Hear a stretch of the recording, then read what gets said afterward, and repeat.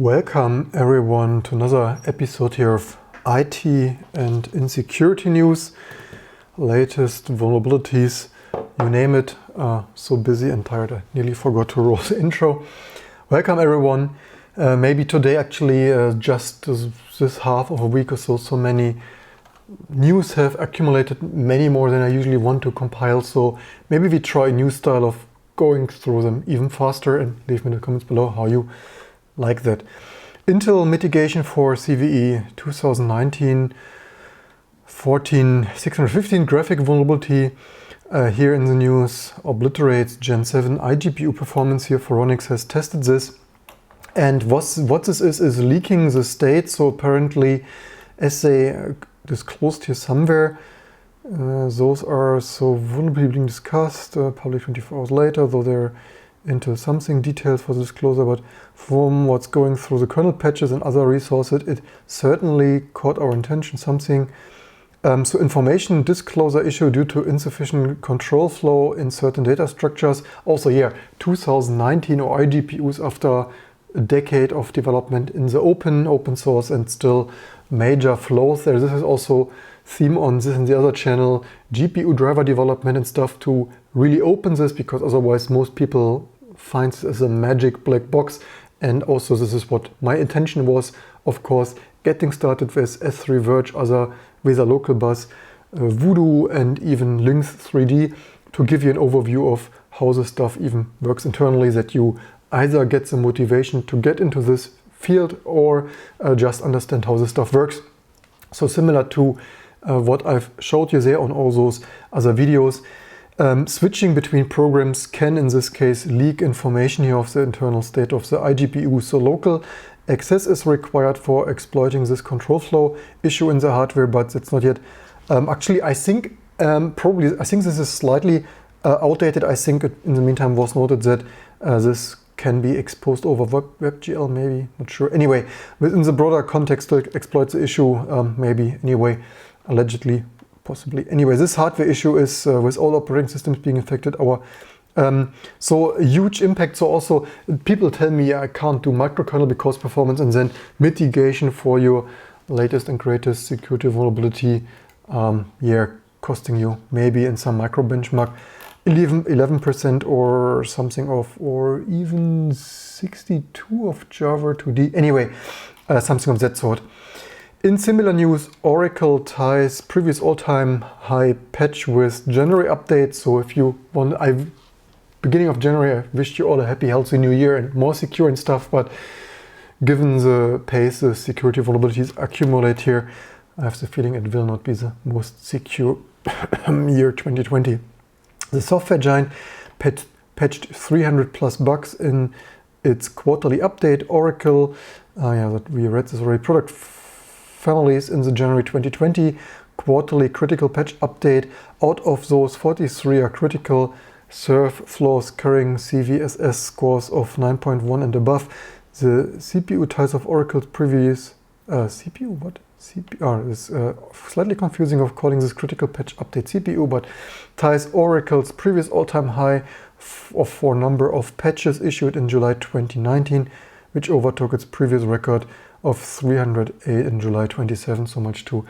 By the way, I didn't actually double check audio, so you could leave me a comment if audio is clicking or Pulse Audio works today. In similar news, FBI nation-state actors have breached to US municipalities. The SharePoint CVE 2019-06-04 vulnerability has been one of the most targeted security flaws. Just in if you wondered how 2020 started. Nation-state hackers are also a recurring theme of backdoors and all this fun stuff, and why we want this stuff secure, but more to this later this episode. The networks of 2 US municipalities. Last year, the FBI said in a security alert sent to private industry partners last week, and the hack took place after hackers used the CVE 2019-06-04 vulnerability in Microsoft SharePoint servers to breach the 2 networks. FBI said that once attackers got a foothold On those networks, activities included exfiltrating of user information, escalating of administrative privileges, and dropping of web shells for remote backdoor persistent access. Are we even live slightly? Always the same here, recurring theme. Maybe I need to write my own audio daemon. Certainly not starting it with systemd, because anyway, in similar news, exclusive here on Reuters, Apple dropped, actually this sounds like probably it's not dropping, I hope. Apple dropped plan for encrypting backups after FBI complaint. So, right, so I mean on one side FBI, hey, by the way, everything is being hacked left and right. On the other side, hey, dear IT people, maybe can you stop making your stuff too secure? San Francisco, Reuters say Apple Inc. dropped plans to let iPhone users fully encrypt backups of their devices in the company's iCloud service after the FBI complained that the move would harm investigations. 6 sources familiar with the matter told Reuters, allegedly their tech giants reversal about 2 years ago. Also, Apple on one side, we care about privacy, give everything to us, and we are your friend. On the other side, yeah, YOLO, here is your data. The long-running tug of war between investigators concerned about security and tech companies' desire for user privacy moved back into the public spotlight last week as US Attorney General William Barr took the rare step of publicly calling on Apple to unlock 2 iPhones and so on, yada yada. You got the idea. The German state government, thing there for information security, warns active abuse there of Citrix security vulnerability of the other week. They warn here many reports of access to Citrix systems. So yeah, US disclosed here on January the 17th of this security vulnerability, CVE 2019-19-781. And yeah, of course, some hackers are already onto that. In similar news, researchers find security flaw in WordPress plugin used in 400,000 sites. No surprise there, probably. Attention users of Infinite WordPress, Time Capsule and Database Reset, it's time to patch. Welcome everyone.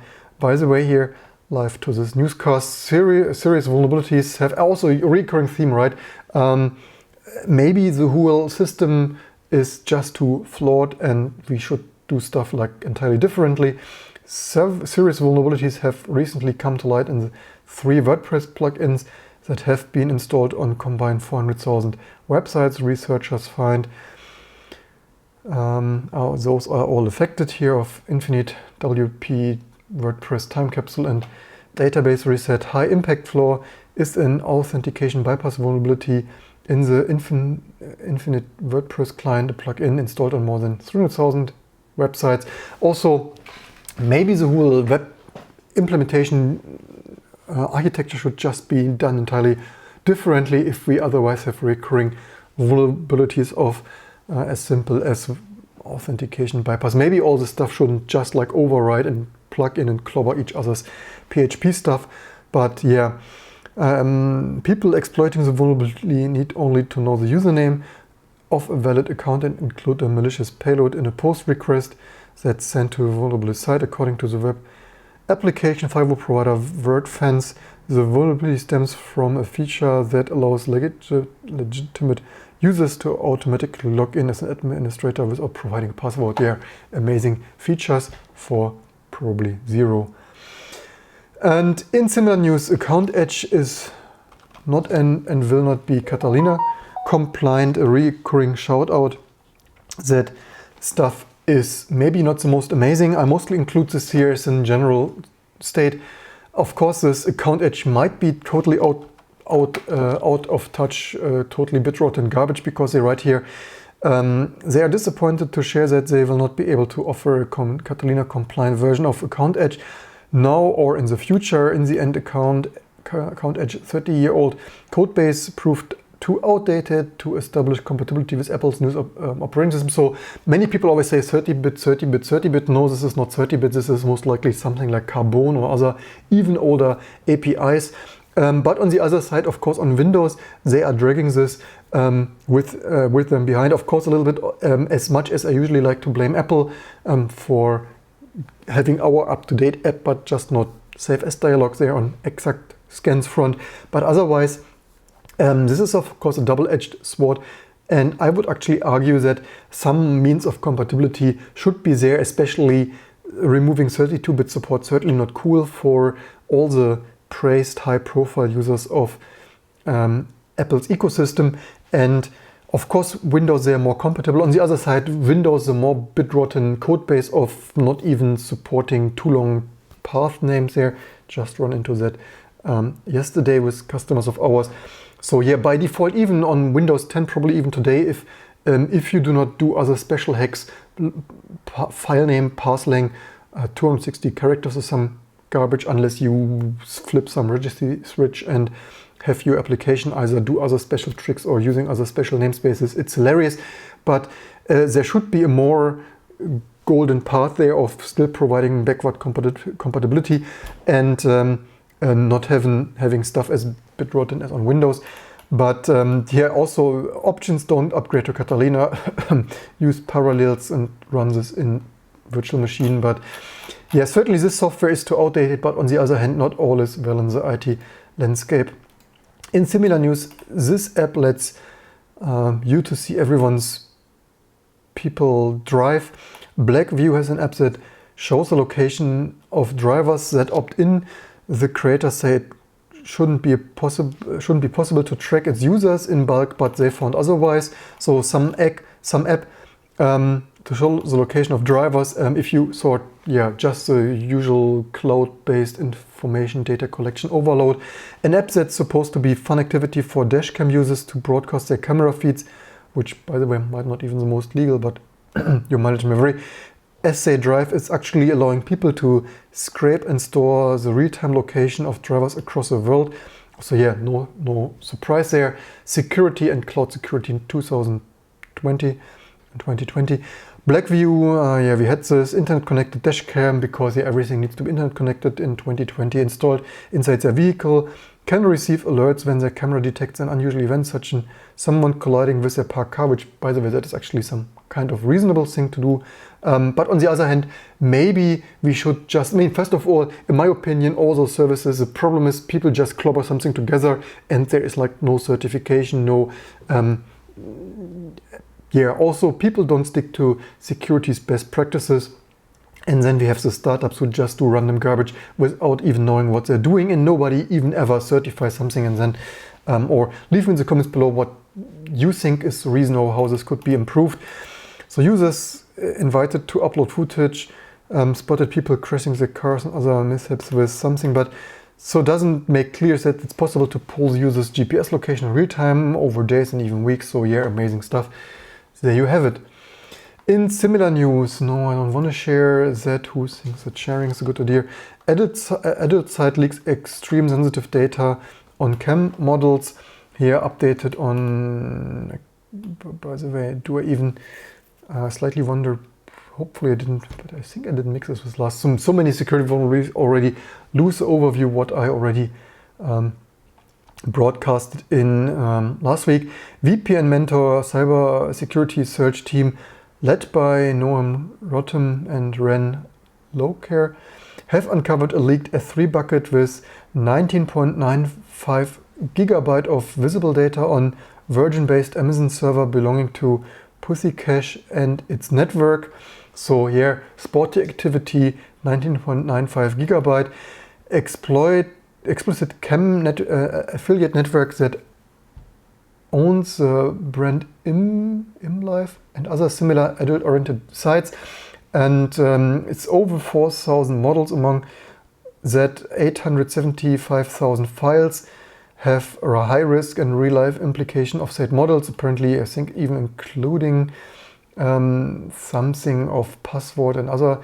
So, which is, of course, maybe in general, you should not store even your own or customers' data in the cloud. So maybe we should probably just agree that storing anything in the cloud is maybe not the best idea, especially if it's more sensitive than your goldfish or something.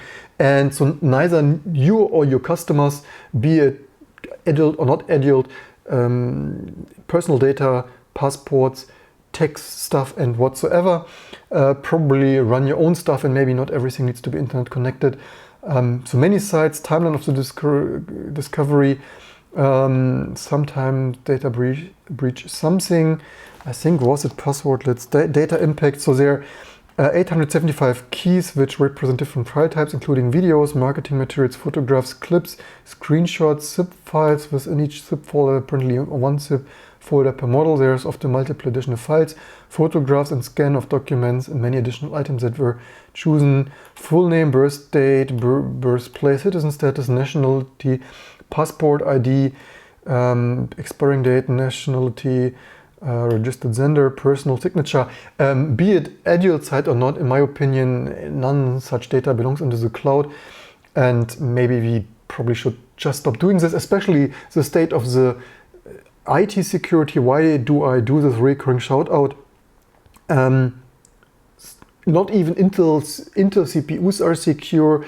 Many vulnerabilities in Intel CPUs, latest even Intel GPUs, and all the other stuff from Oracle to Citrix here and everything in between. So if we apparently, with the state of technologies that we created over the last decades, it's in total bit rotten and not outstanding conditions, it's probably nowhere to place any kind of sensitive material in any kind of exposed online connected database storage. So yeah, but leave in the comments below. Certainly, in my opinion, and I've been using Linux for 20 years.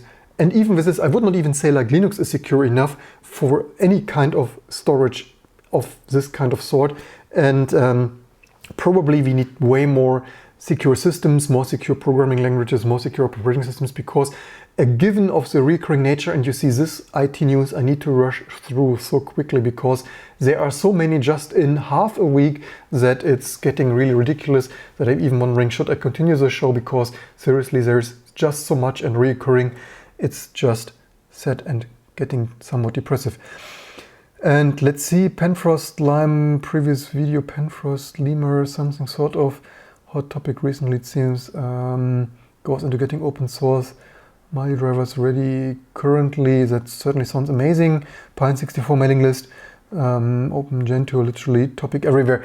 Yeah, I'm not really sure how many hardware I have, so, but probably we will take a look at this and more. And maybe, by the way, if you have an FPGA, slightly not sure how much time, maybe we will, certainly I will continue FPGA stuff later, not sure if I will live stream it, but maybe. So certainly watch out for this. And we do continue microkernel stuff soon, because not even I myself want to run this kind of software in the coming future. Busting Cisco's beans, hard coding your way to hell. After the somewhat dismay of reporting to Cisco some other vulnerabilities in their prime infrastructure product, they decided to perform an audit on Cisco's data center network manager. And hold your popcorn, what they found is not what they found should not only shock you, but relieve that 19th remote root error that you all have been craving. Too long didn't read in the post. They share 3 full exploitation chains and multiple primitives that can be used to compromise different installations and setups of Cisco's DCNM product to achieve unauthenticated remote code execution as system root. In the third chain, they abuse the Java Lang inheritable thread local class to perform a shadow copy to gain access to a valid session. Before he begins, would like to say thank you to Zero Day Initiative and iDefense VCP Labs. Without their help and so on. Table of contents. So yeah, summary. So a lot of nice vulnerabilities there. Probably a nice thing to read. So target version, Cisco's DC installer for Windows, ISO virtual appliance for VMware, KVM bare metal, and yeah, nice exploitation stuff there in Java for what it's worth, if you were wondering if any of this stuff is the most secure. In speaking about that, proof of concept exploit published for the Microsoft NSA crypto bug of previous video. You see you're getting slightly busy here and crowded with vulnerabilities. 2 proof of concept exploits published for the curveball CVE 2020-0601 vulnerability. Security researchers have published earlier that day proof of concept code exploiting, and yeah, we had this in the summary, Windows operating system vulnerabilities has been reported Microsoft by the US National Security Agency. The bug some have started calling curveball, impacts crypto API crypt32 DLL as mentioned in our previous news, that probably you want to subscribe there for regular updates here. And according to the high-level technical analysis of this bug from cybersecurity researcher Tel B-Re, the root cause of this vulnerability is a flaw in the implementation of the elliptic curve cryptography ECC within Microsoft's code. According to both the NSA, the DHS and Microsoft, when exploited, the bug tracked as CVE 2020-0601 can allow an attacker to launch in the middle attacks and intercept and fake HTTPS connections. Always amazing, right, for everything and your online banking.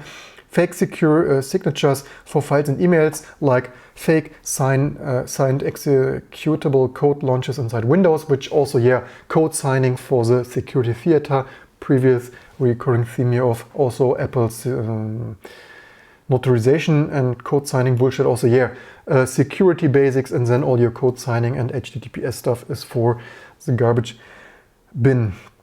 And yeah, so experts seriously bet, if you were wondering of previously vulnerability and security apocalypse, US authorities reacted to the vulnerability very openly and proactively. The NSA released a rare security alert about the bug, and the DHS-CISA department issued an emergency directive. Also, yeah, 2020 starting with not only cryptocalypse, also with proactive issued statements and alerts of NSA and DHS. So much to security, outstanding software architecture we created ourselves in the last decades. In similar news, Schneier on security, here are some 5G security risks inherent in Chinese-made 5G network equipment are easy to understand because companies that make the equipment are subservient to the Chinese government.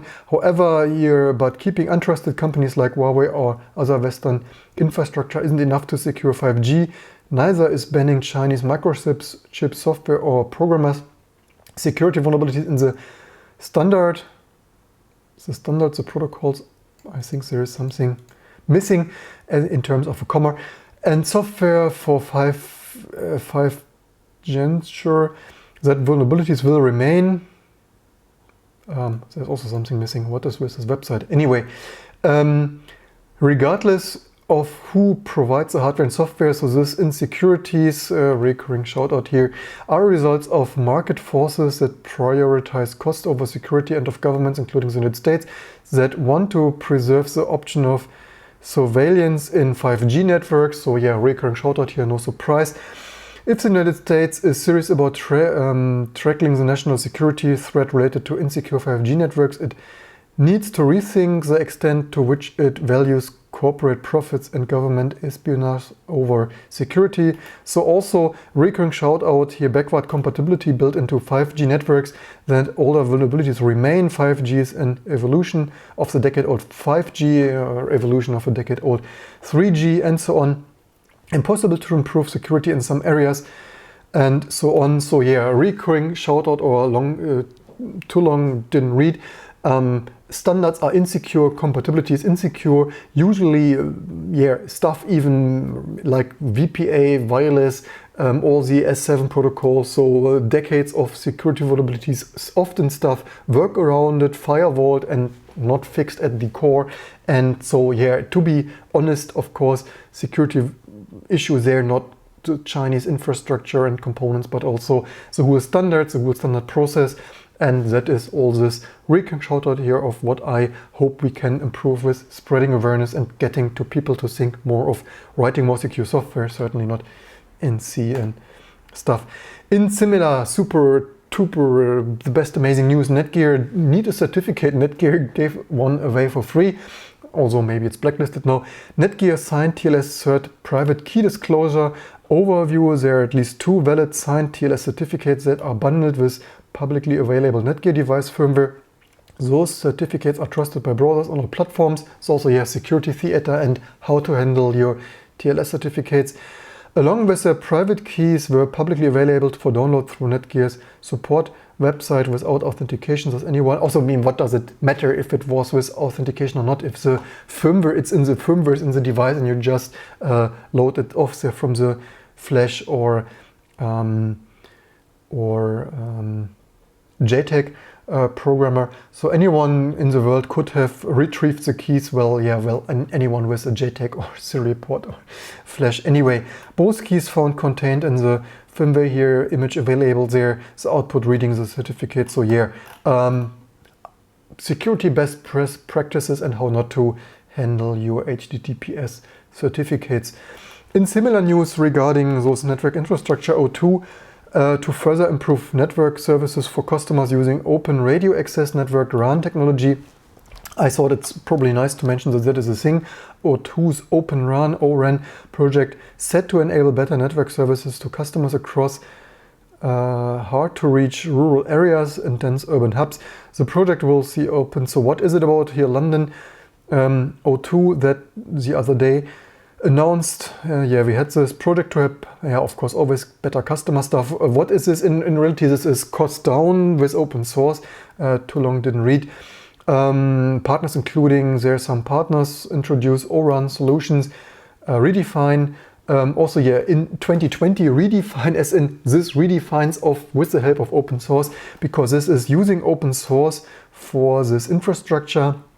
O2 is enhancing coverage and capacity with high density environments, London and stuff, enhanced network mobile connectivity better, and yeah, we had this, yada yada, repeating, where is even open source, was it not even, where was this even?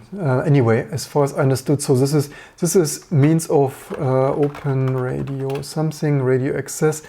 My understanding was, as far as I've seen this, was using open source software instead of expensive closed software. Do we have this here somewhere? At least I thought this was open standard. Similar. Yeah, of course, some openness sign, because open interfaces enable multi-vendor deployments, enabling more competitive and vibrant supplier ecosystem similar to open source software and hardware reference designs. Also, yeah, you wonder that that is a thing of 2020. You wonder, what have they done the last decade? Why is this not already long rolled out and whatsoever? So leading the industry towards open interoperable interfaces and RAN virtualization certainly should be a good thing in terms of all the security issues and fun stuff like that. In not as amazing news, Mozilla lays off 70 people as non-search revenue fails to materialize. A recurring shout out of, we had this previously of products of Mozilla Sync and Pocket and stuff in Firefox, where I wondered already who wants to use this. My previous comment was already, why not focus on core products that people want, like Firefox or the not as maintained email client. And for example, even hardware virtualization, not hardware virtualization, hardware accelerated video playback in Firefox, recurring theme is that for Linux there is still not libva, video acceleration support, and many people want this, or nearly everyone. Also, yeah, ruining battery life, even Chrome, so much to why no Linux, desktop Linux and on laptops, when not even this is implemented in no major browser unless you patch it in Chrome, not even available as patch. And there you see priorities, right? Most, probably nobody in this audience, as in comments earlier indicated, myself and friends certainly included, wants Sync or Pocket or whatsoever they want a freaking open and reliable, stable and standard compliant browser. And what do they deliver? Here's some garbage nobody wants to sign up for, or some other, was it even VPN or some other business pro, whatever. So focus on your product, what people want. Don't invest some bullshit that is not your target audience. And I actually would subscribe to some open source contributions similar to Patreon if Mozilla would just do what I need on Linux here on my platform, but they just don't, and I certainly don't subscribe for not delivering the best Linux experience when they just do some strange cooperate, I don't know, stuff that. Anyway, so not a surprise for me. I always wonder how many people they have, right? So Mozilla has laid off 70 people. It's a significant move for an organization that employs around 1,000 people. I slightly wonder what the heck are those 1,000 people doing when Chrome constantly outperforms it, and many people switch to Chrome certainly for performance and stuff. And yeah, certainly these 1,000 people are not doing video acceleration for Linux, but leave in the comments below what you think. Also, by the way, I think the Mozilla generated 429 million in royalty revenue, mostly from the search deals in 2018, the most recent data available. And I really wonder with this money why Firefox is not, I mean, I personally use it, I mean, somewhat under protest, just because Chrome is even more annoying to compile, but otherwise I would switch to an ungoogled Chrome for patched video acceleration, which, by the way, soon coming to this channel, because we certainly need to package Chrome for our T2 Linux. But with 429 million, you certainly could do quite some outstanding stuff. And somehow I don't really, but there you see priorities, right? Management and stuff, and then the management, I somehow read how much money the management gets, the usual, the disconnect of, what is the salary, Firefox, what is it even called, management, CEO, I don't know what. Mozilla Pay Senior, here you have some prizes. This is Glassdoor, is it even, I think they just increased this to really crazy millions of whatever. What is even, maybe we Google this just for a quick shout out. But somehow there's always a disparity of payments. Somehow the least successful managers, I have the impression, always get the highest compensation. Baker probably, huh? Is it Baker, I guess? I think this number was pretty high, like, yeah, Baker's pay in 2018 was 2.4 million, like seriously for what? And this is a discrepancy of why also my story, previous videos can't make much money with open source. And certainly few people want, by the way, huge shout out, thank you very much for not only subscribing and stuff, but also Patreon.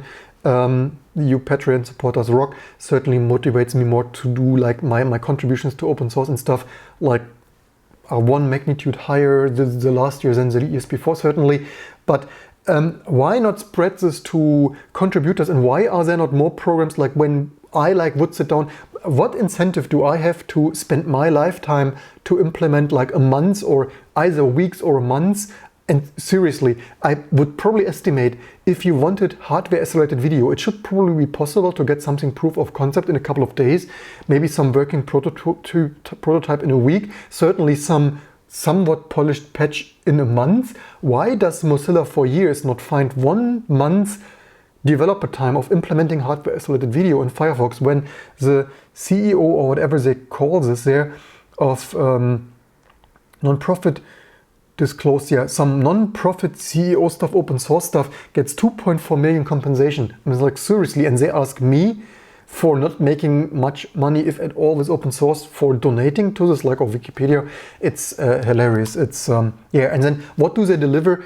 CEOs of non-profit have ideas of Pocket, Zinc, was it a VPN or I don't know what, but leave me in the comments below what you think. In similar amazing news as Zinc and Pocket, LastPass in the middle of a major outage. Here, in case you're wondering, issue appears to impact users with accounts dating back to 2014 and earlier.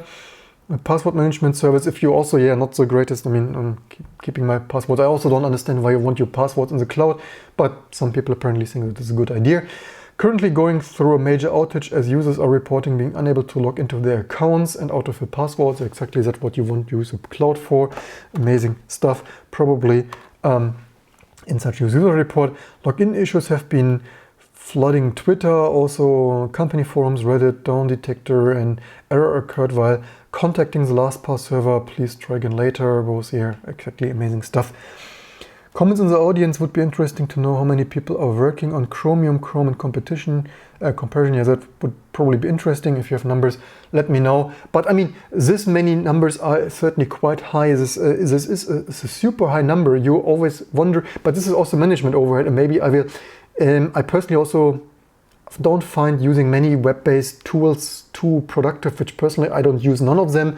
I probably should make a dedicated video. I only use some web-based garbage of modern American hipster fare for some like ISO stuff, for this PDF, the ISO PDFR, that where I'm product leader. So everywhere where I get in contact with major corporations, this ISO stuff of PDF standard galore, it's such a waste. Like I spend 10 times, or no, I probably more than 10 times the time going through web stuff, finding nothing, wasting my time of trying to get something done, but not even finding the information, instead of just having them in some desktop searchable plain text file and email stuff. But yeah, but what do I know how to run a successful company? SmartScale goes dump. SmartScale goes dump as Under Armour pulls the plug on connected tech. Recurring stuff of SmartScale. I mean, who needs a freaking SmartScale? What of recurring stuff of what smart connected stuff gets broken this week? I mean, recommendation: don't buy this crap at all. You probably you and your previous generations survived with smart connected garbage the last hundreds of years. You certainly will probably. And by the way, most of the stuff, usually it is more frustrating, time consuming to get the stuff working, to even each time you want to use it doesn't connect, doesn't work, does this and that. I have no idea why people need this. Any smart device comes with its own set of benefits and trade-offs, but there are one huge shoe waiting to drop with every single one of them. Anything you connect can be disconnected at the other end, and there's absolutely nothing you as a consumer can do about it. Today's example is a smart stuff going dump comes courtesy of Under Armour, which effectively renders its fitness hardware line very expensive paperweight. It's like, seriously, not recommended. Also, the scale and wristband retails at 180 each. I mean, seriously, I don't even have a scale. I'm certainly, hopefully, looking healthy enough. And even if I, why not a $29.99 scale from the next, I don't know. It's also waste produced and frustration produced. I have no words. Also, 180 scales. How many? I mean, you get a bicycle for this. I mean, a crappy bicycle, apparently. But I mean, seriously, it's like it's hilarious. In similar news, someone here is I don't know if I should be laughing or crying. Yeah, Ryan Sullivan has this went through the news a little bit. It's, in my opinion, not very newsworthy, but some major outlets have run this.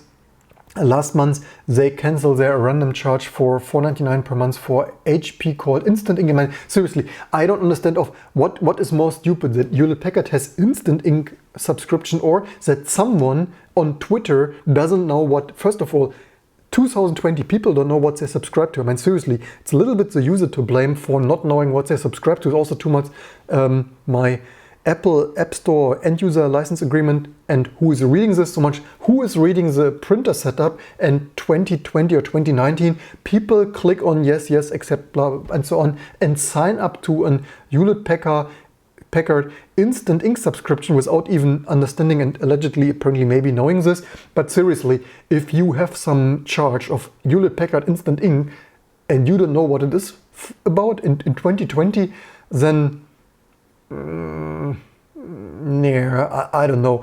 It's a little bit fishy. But also news outlets running this, I mean, you certainly know what you signed up for, right? But long story short is, so they canceled this on the credit card, probably how Americans do it, and so then they couldn't print anymore. It's like, yeah, no surprise there, right? But recurring shout out of how amazing subscriptions are. Certainly super totally amazing stuff. There's this subscription nonsense. Although on the other hand, the scandal and how some news outlets run this is as Hewlett-Packard disables users Inc., which, to be honest, is exactly what they signed up for, although of course it's a little bit plant obsolescence and wasteful of having this subscription of you get Inc. when it is empty, but then you do not own the Inc., but you have leased it, or I don't know what service fulfilled it. But anyway, for me, no surprise, but just a regular shout out of what happens to other regular users or who just continue, accept, continue, and so on. In similar as amazing 2020 news, Boeing discovers new software problems in 737 MAX. No surprise for me, but apparently for them.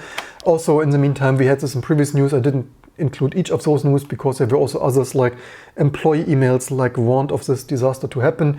But they said that keep our customers and suppliers informed, like keeping them informed of whatever many months later. But new software issue, aviation regulators have grounded this 737 MAX as per previous news here on this channel across the globe after 2 deadly crashes. And recurring shout out, crappy software kills people, whether it is on airplanes, self-driving cars, nuclear power plants, or even maybe coal power plants or chemical production facilities, and why we need better software, and certainly cannot clobber everything randomly together until something sticks and maybe randomly sometimes works. They said on Friday they have notified the US Federal Aviation Administration FAA about a new software issue. The issue concerns software that verifies whether the monitors tracking key system of the airplane are operating properly. They are making necessary updates, and they did not even finish the other update, but why is this even, why do they have, this is also a little bit American news style or whatnot. This is actually a German news site. Boeing news with Airbus photo. Okay, this is probably the quality journalism that anyway. In similar outstanding news, Lockheed Martin will replace F-35's faulty computer system with cloud-based programs. Seriously freaking, 2020 military fighter planes will fly based on cloud software. I have really no words anymore. Who, raise your hand, who thinks that this is an outstanding idea or a disaster to happen? F-35 in famous trouble. Some onboard computer suite will be getting completely replaced in the next 2 years, on top Pentagon officials said on Tuesday. Lockheed Martin's F-35 Lightning II, better known as Joint Strike Fighter, is no stranger to failures and faulty designs. Certainly exactly matching the topic of this news channel. It's limited by the weather and even in speed. What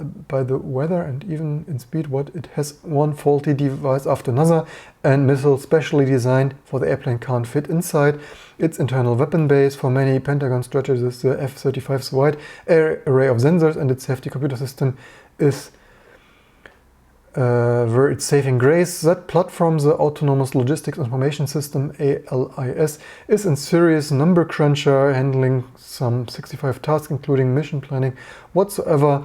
Whoever has not escaped the plague of problems faced by other F-35 systems, according to the Government Accountability Office report in November. One Air Force squadron spent 4,500 hours per year performing additional tasks and manually workarounds because ALIS was not functioning as needed. That probably deserves not 1 but 2 thumbs up for outstanding software design. And now, to fix this disaster of a software design, they move it, of course, to the cloud. Yes, amazing stuff. Can't make this up. You would think it's a comedy channel, but no, that is IT in 2020. And I can guarantee that no Air Force maintainer will ever name their daughter Alice. They crypt and where is this cloud stuff? Let's see, Alice software. So even tried an internal workaround that saw the Alice software update onto the cloud called Mad Hatter. Anyway, whatever, I don't know. Anyway, there you have it. Would be based in the cloud, and that all not deployed on ships will have received the upgrade by the end of 2022. Amazing stuff. In similar news, so yeah, by the way, if you were wondering, because this was, I think, some Russian-based, like as this was Sputnik, I think this is some Russian-based or something. News source, if you thought this is some Russian fake news, then no.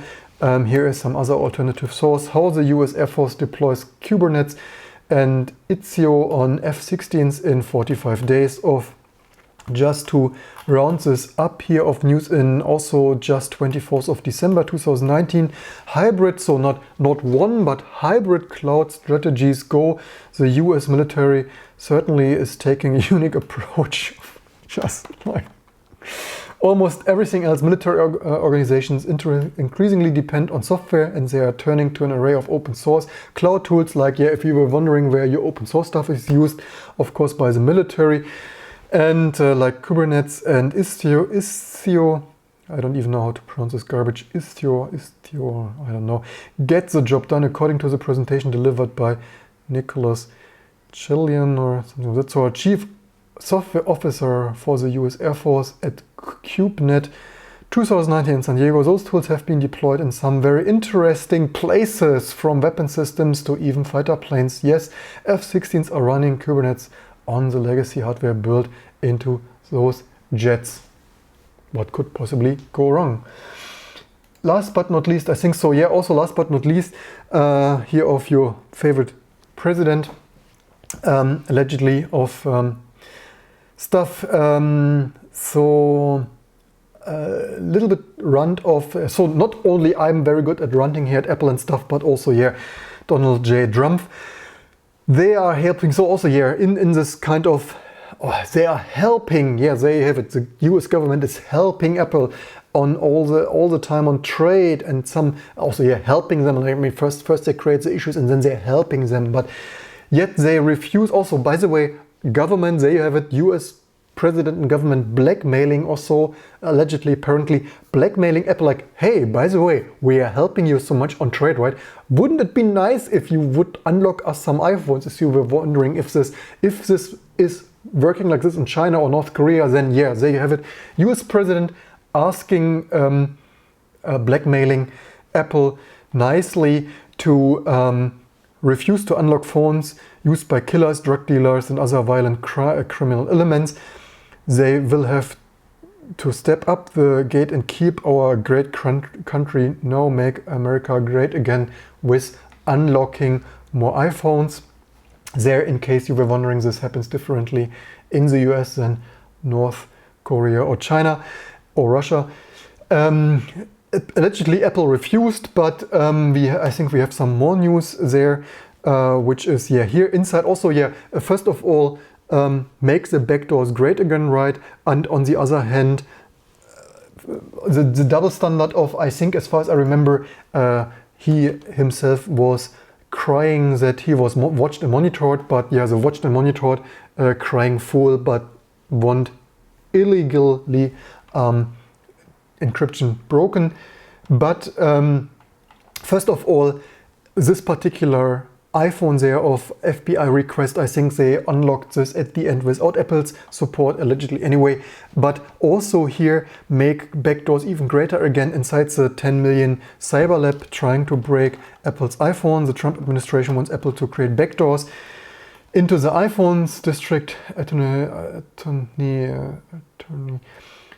someone here, Junior, spent millions trying to find other ways in. So the entrance to the radio frequency isolation chamber near the middle of the building Lower Manhattan looks like an artifact from the Apollo program, shielded by two airtight metallic doors that are specially designed to block electromagnetic waves inside the room. Against one wall are dozens of Apple iPhones and iPads, various stages of this repair. Some have cracked glass fronts, broken glasses. So yeah, welcome to ground zero in the encryption battle between the state and federal law enforcement officials on one side and trillion-dollar tech giants Apple and Google on the other side. About 5 years ago, with the introduction of iOS 8 operating system, Apple decided to encrypt all of its mobile devices, protecting both consumers and criminals from prying eyes. Google quickly followed suit, locking down Android devices. The result has been escalating cat and mouse game between Washington and Silicon Valley, with prosecutors like Vance trying to break into phones, and Apple and Google are racing to stop them, in case you were wondering. Welcome everyone there, by the way, there in the audience. Hope you enjoy this recurring shout out. Let's see. Yeah, we have still, you see, I tried to rush through a little bit somewhat efficiently, but still, not only did it take already 50 minutes, but we are still not done. Because here in similar news, in exactly this chime here on Twitter, Apple uses some super clever language, also there are my other channel, super clever language of no error free and accommodation, providing App Store Connect stuff, but also Apple here, shout out by others, Apple uses super clever language to describe how messages in iCloud can become decrypted by enabling backup. If you, by the way, so much to not only on my channel, but in general, read the freaking fine print, and if you don't agree with this, maybe don't use certain devices like Apple's stuff. If you have iCloud backup turned on, your backup includes a copy of the key protecting your messages. That sentence, that's it. So yeah, this sentence does nothing to highlight a clear way that enabling iCloud backup equals messages can be decrypted, in case you wondered. So according to this wording, most likely this is how Apple can also access your stuff there. In similar news, a secretive company that might end privacy as we know it, just what we want to hear in the beginning of 2020. Little known startup helps law enforcement match photos of unknown people to their online images and might lead to a dystopian future or something. Becker says, until recently, greatest hits included an obscure iPhone game and an app that lets people put Donald Trump's distinct yellow hair on others' photos. But then the Australian techie and one-time model did something momentous. They decided to invented a tool could end your ability to walk down the street anonymously and provide it to hundreds of law enforcement agencies ranging from local cops to Florida to the FBI or the Department of Homeland Security. His tiny company Clearview AI devised a groundbreaking facial recognition app. Take a photo of a person, upload it, and get the set public to see public photos of the person along with a link to those photos appeared. Also, yeah, also building evil systems takes evil developers, but also recurring shout out, of course. First of all, a super trivial thing. Basically, everyone can do this. Most likely, well, there were already other photo recognition stuff also with Facebook and others, but people will, if you don't do this, someone else will do it, others will do it. Certainly if they don't do it, the government will do it. Most likely the government has it already, but yeah, certainly becoming an issue. And of course this not only creates all kinds of problems of all the, yeah, leave me in the comments below what you think. In general, ends privacy as we know it, can't basically go anywhere. Also false positives and matching someone of you just have been in there's a bank robbery and you just have been there, putting immediately hundreds of thousands of people to such matches. So yeah, in general, really disturbing future here that people and governments build up. In more amazing news, good news, Windows Terminal Preview has now here similar cool retro terminal kind of goodness of this amazing stuff that we run here of yeah, also that of you saw this here from previous channels. Here's this amazing retro vintage terminal stuff, and coming to Windows, the best features, not stability, not security, not crypto, but vintage terminal goodness here of somewhere, retro terminal effects, experimental, the best features, you certainly hear inspiration from the best open source stuff. It's of course hilarious after decades of the command executable was the biggest piece of garbage. Now with retro terminal effects and other split functionality and default key binding to invoke search. So yeah, it's somewhat comical how much Windows, how much Microsoft is trying with Windows to copy Linux to make it more attractive.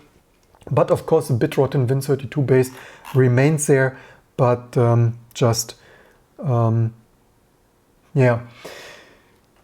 also comment there, scan lines, again, it's so funny, for decades we spent all the efforts to make displays crisp and subpixel hinted and crystal clear and high definition and 4K and high DPI and 144 or whatever, 192 DPI, and yeah, then fuzzy, blurry retro terminal effects for what it's worth. In similar news, you get a cool retro terminal experience, but Microsoft is testing ads in WordPad. I can't make this shit up. It's hilarious. It's so sad. It's I don't know what. They sell you an overpriced operating system of good old outdated bit-rotten garbage, but for that you get like nice advertisements there of, hey, WordPad is nice, but maybe you want to use Word, Excel and PowerPoint for free online. Yay! Nice advertisements coming to the start menu. WordPad or whatever over the years has taken numerous controversial decisions in Windows 10, including installing sponsored apps. I mean, if we would do this in our free Linux, some advertisements, but yeah, expensive operating systems certainly need advertisements. There you have it. And a comment in the audience, Marco says, suckless stuff is doing a good job. Yeah, fine stuff. In similar news, Chinese academic suspended for copying programming language. Allegedly here some top science researcher institute has suspended an academic after finding that his fully independently developed programming language was based on the widely used precursor Python. And nobody noticed in peer review, or I don't know what, I don't understand what people are even thinking. I mean, even we do stuff from scratch here, not only low-level stuff, but soon a microkernel. That is, of course, the difference. Or even I've done our just-in-time compiler stuff is super tiny, just 100 lines of code, but from scratch. I mean, we do here live on this and the more main channel, more novel and fully independently developed research than top science research institutes, apparently, according to this news. But yeah, that's probably what you want to subscribe and share and like and come back here for this amazing news. Anyway, 2020.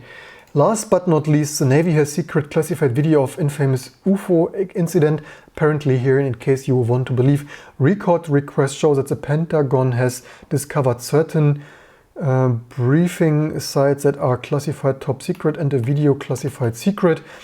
I think we had this in some news a year ago, but apparently this are new news. Leave me in the comments below what you think. Apparently they have top secret classified briefings and a secret being read. I really hate this when the story repeats what it was in the headline. The files concern the 2004 encountering between the USS Nimitz and with strange unknown aerial object in 2017 and 18. 3 videos of bizarre aircraft taken by Navy pilots from their fighter planes made national news. I think we probably run one here also. Who intercepted the strange object off the coast? So not some crazy people, but Navy pilots allegedly here, according to the story, managed to shoot a video of the object with their F-18 gun camera. In December, reported the Navy confirmed the video contained footage of unknown area phenomena in response to the Freedom of Information Act request sent by researcher Christian Lambright. Also, seek more information on the incident. The Navy said it has discovered certain briefing slides that are classified top secret. A review of this material indicated that are currently and appropriated marked and classified top secret under Executive Order 13526, and the original classified authority has determined that the release of the material would cause exceptional grave damage to the national security of the United States. Slightly disturbing, just as all the other insecurity news and vulnerabilities. Leave me in the comments what you think. They at least have also determined that ONI processes a video classified secret that ONI is not in the original classified authority for. The letter continued, verified this response with the Navy. The Department of Defense, specifically the US Navy, has a video the Navy and the officer stated previously as an investigation of UAP slide and so on whatsoever. I think the video probably hereof probably runs this previously. That is apparently one of them. Anyway, leave in the comments what you think, in case you want to believe or not, whatever it is, I don't know. But just want to share this of, yeah, anyway. Hope you learned something, especially that all the major stuff is mighty insecure. Issues left and right here as you see them. I continue my call for more secure software infrastructure, more thought through and less Stack Overflow, copy and pasted software infrastructure. I hope you learned something, and leave in the comments below what you think about this and other topics. What you think about the state of software security and how we can do this stuff better. I hope you share, like and subscribe, and I hope to see you soon for all the next videos and fun stuff to come next.